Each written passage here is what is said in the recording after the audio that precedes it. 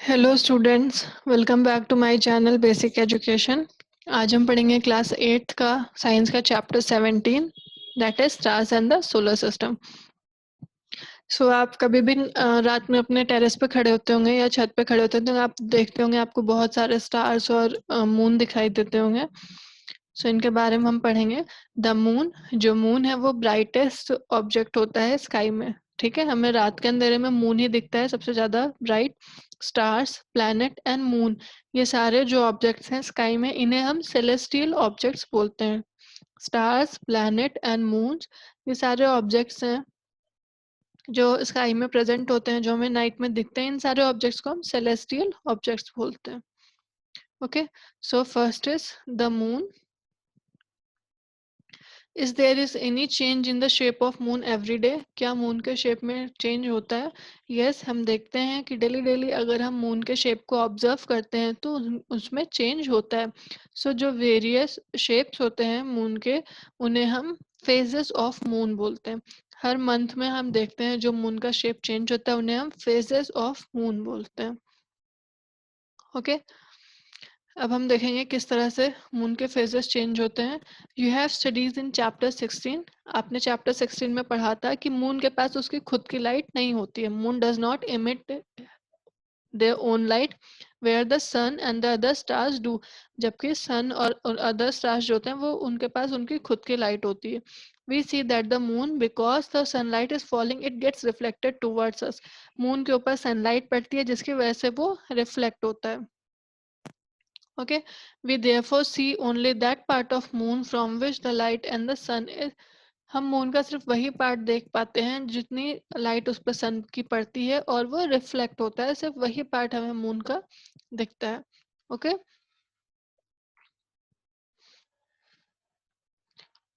यहाँ पे एक एक्सपेरिमेंट भी करा गया है इसको समझाने के लिए।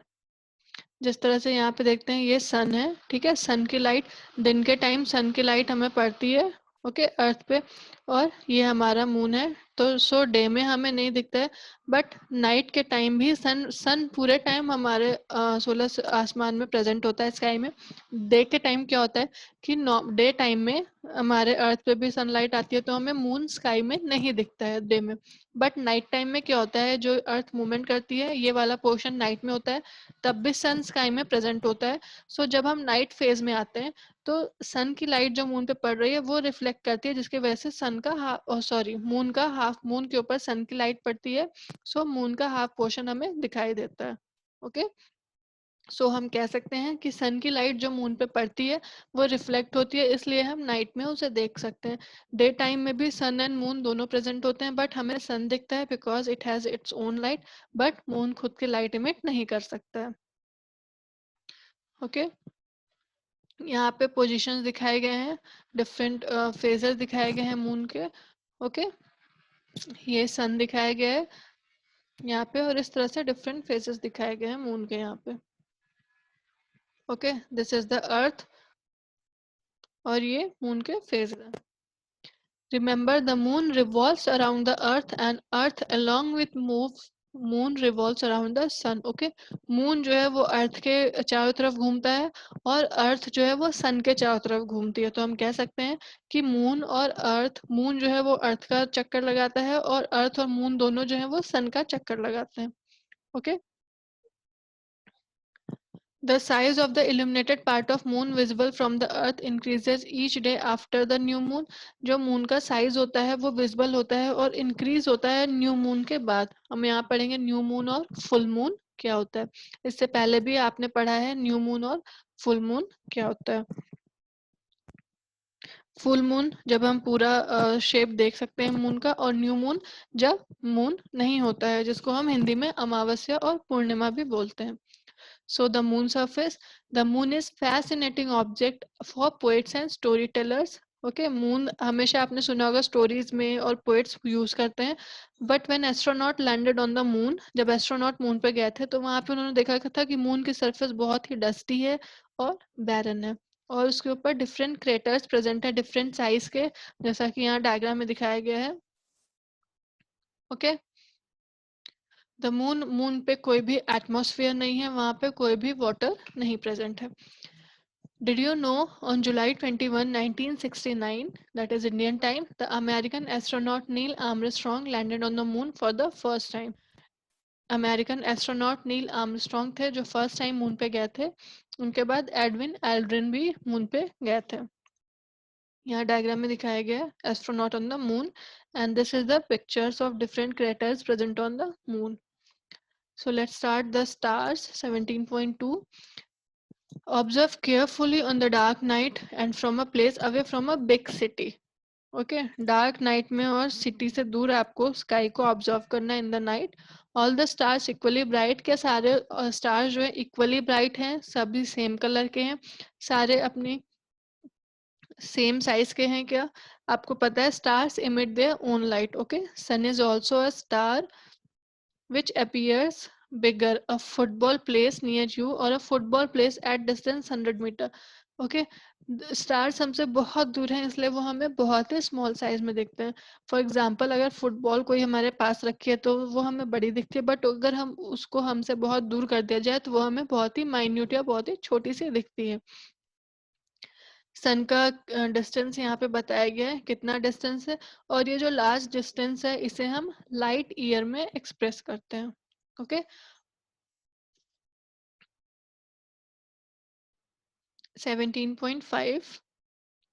सबसे पहले हम पढ़ेंगे कॉन्स्टलेशन. हम जानते हैं एक पोल स्टार होता है, ठीक है, जिसे हम ध्रुव तारा भी बोलते हैं हिंदी में. वो फिक्स होता है, अर्थ अपनी एक्सिस पे रोटेट कर रही है इसलिए वो अर्थ अपनी एक्सिस पे प्रॉपर रोटेट करती है, बट वो पोल स्टार वहां पे फिक्स होता है इसलिए वो हमें मूव करता हुआ नहीं दिखाई देता है. ओके, बिकॉज पोल स्टार की फिक्स लोकेशन है.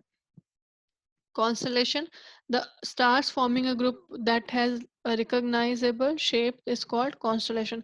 Stars, बहुत सारे stars मिलके एक particular shape बनाते हैं जिसको हम constellation बोलते हैं. ओके, अब हम यहाँ पढ़ेंगे different constellation के बारे में. First is Ursa Major.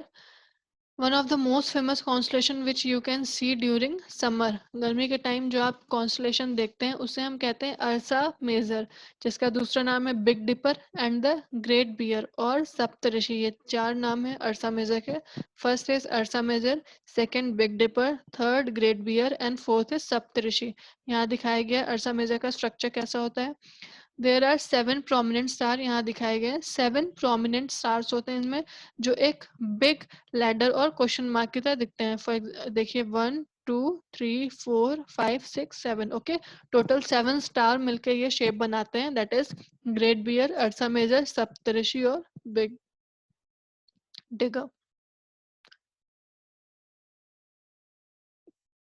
Pole star से हम अर्सा मेजर का डिफरेंट शेप बना सकते हैं, जैसा कि ये है पोल स्टार जो कि फिक्स है. इससे हम देखिए यहाँ पे डिफरेंट अर्सा मेजर्स या डिफरेंट स्ट्रक्चर उनके बने हुए हैं. Okay, second is Orion. ये अनदर वेल नोन कॉन्स्टलेशन है. अर्सा मेजर हमें अर्ली समर में दिखता था और ओरियन हमें विंटर्स में लेट इवनिंग्स में दिखता है. ये भी इट इज इसमें 7 और 8 ब्राइट स्टार प्रेजेंट होते हैं. इसको हंटर भी बोला जाता है. इनमें 3 मिडल स्टार्स होते हैं जो बेल्ट 3 मिडल होते हैं, 3 मिडल स्टार्स होते हैं जो बेल्ट हंटर की बेल्ट को रिप्रेजेंट करते हैं. ओके, और जो 4 होते हैं वो क्वाड्रिलेटरल के फॉर्म में अरेंज होते हैं, जैसा कि यहाँ डायग्राम में दिखाया गया है. ठीक है, यहाँ पे इस तरह से ओरियन.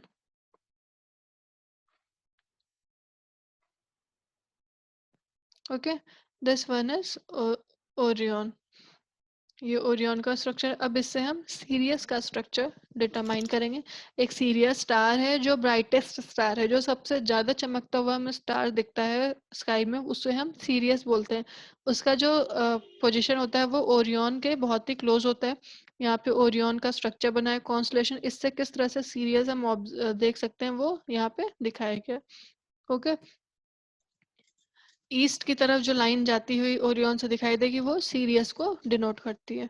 अब नेक्स्ट कॉन्स्टलेशन इज कैसियोपिया. ये थर्ड कॉन्स्टलेशन है जो नॉर्थ स्काई में प्रेजेंट होता है, और ये विंटर के अर्ली पार्ट में, नाइट के टाइम में, विंटर में अर्ली पार्ट में ये दिखाई देता है. ये डिस्टॉर्टेड डब्ल्यू या एम की तरह दिखता है.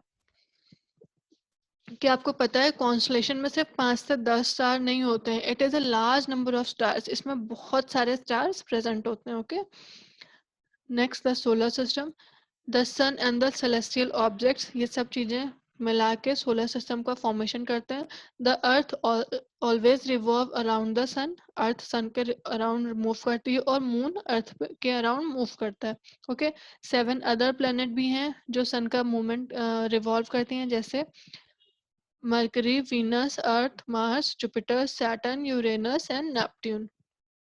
ओके, यहाँ पे डायग्राम दिखाया गया किस तरह सन से सबसे closest star Mercury, then Venus, Earth, Mars, Jupiter, Saturn, Uranus, Neptune. Okay,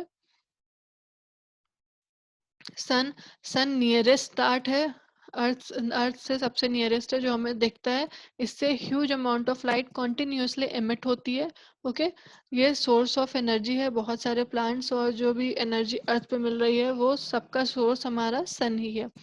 planets, a planet has a definite path in which it revolves around the sun, planet का एक definite particular path होता है जो ये sun के जिसपे ये sun के around move करते हैं। planets अपने path पे ही move करते हैं जिसको हम orbit बोलते हैं। Time taken by planet to complete one revolution, एक राउंड पूरा करने में जितना भी टाइम लगता है उसको हम पीरियड ऑफ रिवॉल्यूशन बोलते हैं उस प्लैनेट का। The period of revolution increases as distance of the planet increases, जैसे सन से डिस्टेंस इंक्रीज होती जाती है वैसे पीरियड ऑफ रिवॉल्यूशन इंक्रीज होता जाता है। ओके, यहाँ पे दिखाया जिस तरह से हम इससे खेला होगा आप लोगों ने बचपन में, कैसे ये अपने एक्सिस पे ही रोटेट करता है, फिक्स है ये एक्सिस बट ये सर्कुलर रोटेट करता है। इसी तरह से हम देख सकते हैं किस तरह प्लैनेट अपने ऑर्बिट पे ही रोटेट करते हैं। Okay, the earth can set be to be a satellite of the sun, earth को सन का सैटेलाइट भी बोल सकते हैं क्योंकि अर्थ सन के चारों तरफ मूव करता है। एंड मून जो है उसको हम अर्थ का सैटेलाइट बोलते हैं क्योंकि अर्थ का राउंड मून लगाता है। Next is Mercury, Budh. Okay, ये सन से नियरेस्ट प्लेनेट है और स्मॉलेस्ट प्लेनेट है सोलर सिस्टम का। ओके, इसको देख पाना बहुत ही मुश्किल होता है क्योंकि ये सन की लाइट में बहुत ही, हम सनलाइट इतनी तेज होती है कि उसमें छुप जाता है और इसको हम देख नहीं सकते हैं। इसको सनराइज से पहले हम हॉरिजॉन पे इसको देख सकते हैं with the help of telescope. Next is Venus जिसको हम शुक्र बोलते हैं। ओके, ये भी नियरेस्ट प्लेनेट है अर्थ के, ये भी नहीं दिखता है, सनलाइट में छुप जाता है, बट हम इसको बिफोर सनराइज हम ईस्ट ईस्ट स्काई में देख सकते हैं।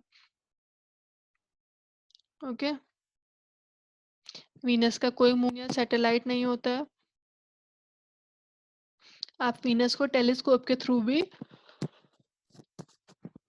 देख सकते हैं। नेक्स्ट इज अर्थ, अर्थ सिर्फ सिंगल प्लेनेट है सोलर सिस्टम में जिसपे लाइफ एग्जिस्ट कर रही है। ओके, यहाँ पे सारे इन्वायरमेंटल कंडीशंस हैं। अर्थ स्पेस से हमारी अर्थ ब्लू ग्रीन कलर की दिखती है due to reflection of light and water, और जो भी लैंडमार्क हमारे सरफेस अर्थ सरफेस पे है इसकी वजह से ये ब्लू ग्रीन कलर की दिखती है। अर्थ जैसा कि यहाँ पे दिखाया गया है, डिफरेंट सीजन्स भी होते हैं यहाँ पे बिकॉज ये कंटिन्यूस मूवमेंट हो रहा है उसमें डिफरेंट चेंजेस होते हैं। Mars, Mangal, the next planet, the first outside the orbit of Earth is Mars. अर्थ की ऑर्बिट से बाहर जो फर्स्ट प्लेनेट है दैट इज मार्स। ओके, इसको हम रेड प्लेनेट भी कहते हैं क्योंकि ये रेड कलर का रेडिश होता है इसलिए हम इसको रेड प्लेनेट भी कहते हैं। इसके पास दो स्मॉल नेचुरल सैटेलाइट प्रेजेंट है। नेक्स्ट है जुपिटर जिसको बृहस्पति बोला जाता है, ये लार्जेस्ट प्लेनेट है सोलर सिस्टम का। ये इतना लार्ज है कि 1300 अर्थ इसके अंदर आ सकती हैं, ये इतना ही जाइंट है। ओके, जुपिटर का मास 318 टाइम्स ज्यादा है as compared to earth. Okay, और ये बहुत ही तेजी से रोटेट करता है अपनी एक्सिस पे। So Jupiter is the largest planet in the solar system. Next, Jupiter के पास बहुत सारी सैटेलाइट्स भी हैं। ओके, इसको आप टेलीस्कोप के थ्रू देख सकते हैं, ये बहुत ही ब्राइट कलर का दिखता है। नेक्स्ट है सैटर्न, शनि।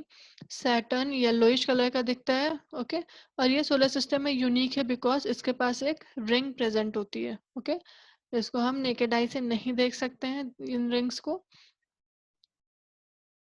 सैटर्न के पास भी बहुत लार्ज नंबर सैटेलाइट्स प्रेजेंट होते हैं और इसकी डेंसिटी बहुत ही कम होती है, इतनी कम होती है कि less than a water. Next is Uranus and Neptune. ये आउटर मोस्ट प्लेनेट है जो सोलर सिस्टम से बाहर ही ऑलमोस्ट माने गए हैं।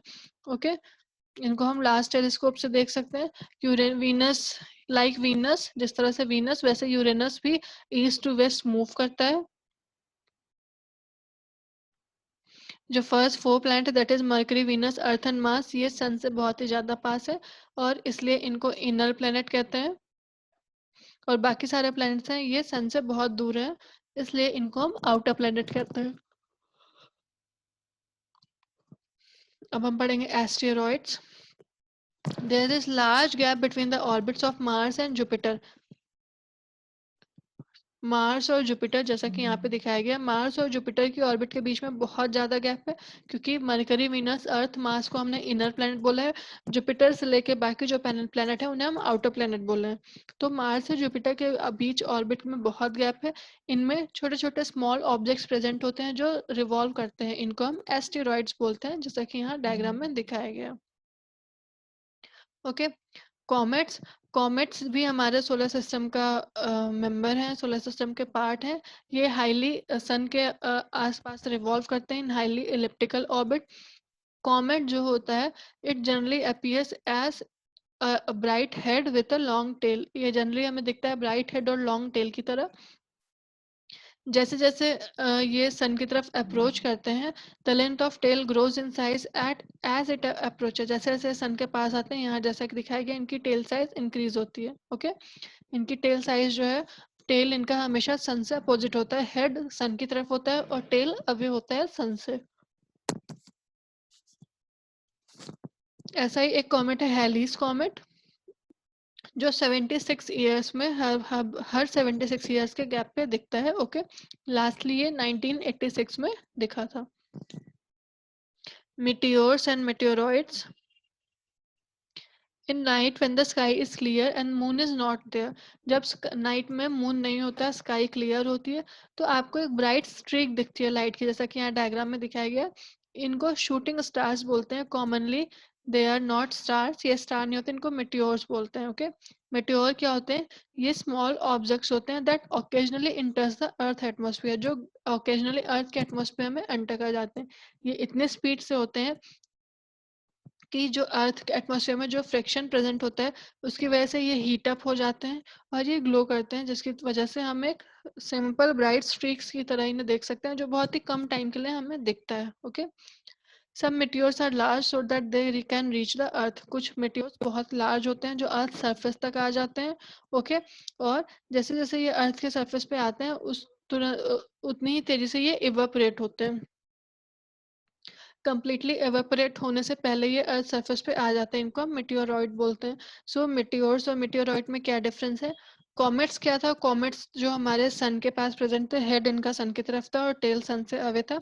मेटियोर्स क्या था? ये ब्राइट स्ट्रीक्स दिखते हैं जो ओकेजनली हमारे एटमॉस्फेयर में एंटर हो जाते हैं, फ्रिक्शन की वजह से ये हीट अप होते हैं और लाइट इनसे जनरेट होती है, जिसकी वजह से हम देख पाते हैं। और मेटियोरॉइड क्या होते हैं? कुछ मेटियोर्स इतने लार्ज होते हैं कि वो सीधे अर्थ सरफेस पूरी तरह से इवापोरेट नहीं हो पाते, इवापोरेट होने के पहले ये अर्थ सरफेस तक आ जाते हैं, इन्हें हम मेटियोरॉइड्स। और जो मेटियोर्स अर्थ सरफेस पे रीच हो जाते हैं, उन्हें हम मेटियोरॉइड्स बोलते हैं। Okay, now will study about artificial satellite. आपने आर्टिफिशियल सैटेलाइट के बारे में सुना ही होगा। They are different from natural satellite. Natural satellite जैसे कि moon. Artificial satellite man made होते हैं, ये अर्थ से लॉन्च किए जाते हैं। ओके, इंडिया ने खुद के आर्टिफिशियल सैटेलाइट बनाए हैं, जैसे Aryabhata first Indian artificial satellite है। इसके अलावा बहुत सारे आए हैं, जैसे INSAT, IRS, कल्पना 1, एडोसैट। ओके, आर्टिफिशियल लाइट में कुछ प्रैक्टिकल एप्लीकेशंस के लिए ये यूज होते हैं, जैसे फोरकास्टिंग, वेदर फोरकास्टिंग करने के लिए, टेलीविजन और रेडियो के सिग्नल को ट्रांसमिट करने के लिए, और अदर रिमोट सेंसिंग या टेलीकम्युनिकेशन के लिए। सो होप स्टूडेंट्स आप सभी को चैप्टर समझ में आ गया होगा, what is artificial satellite, meteors, meteoroids, comets and about different constellation. So please channel को लाइक सब्सक्राइब करिए, वीडियोस को लाइक करिए, शेयर करिए। Thank you students.